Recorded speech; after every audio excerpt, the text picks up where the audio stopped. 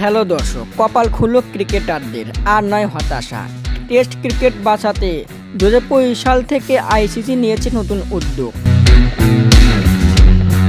2025 সাল থেকে ম্যাচ প্রতি পাবেন প্রত্যেক ক্রিকেটার 12 লক্ষ টাকা করে। তবে এই প্রজেক্টের আওতায় থাকছে না ভারত, অস্ট্রেলিয়া ও ইংল্যান্ড ক্রিকেট বোর্ড।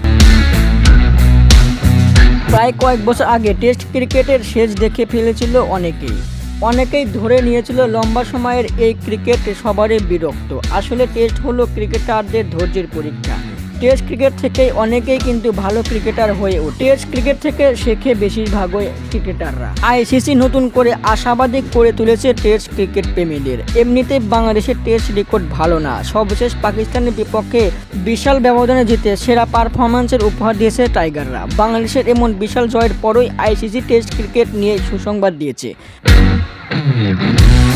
আইসিসি আলাদা ফান্ড গঠন করতে যাচ্ছে, যার পরিমাণ হবে $15 মিলিয়ন, অর্থাৎ যা বাংলাদেশি টাকায় 200 কোটি টাকা। দর্শক, আপনাদের মতামত কমেন্টের মাধ্যমে জানিয়ে দিন। ধন্যবাদ।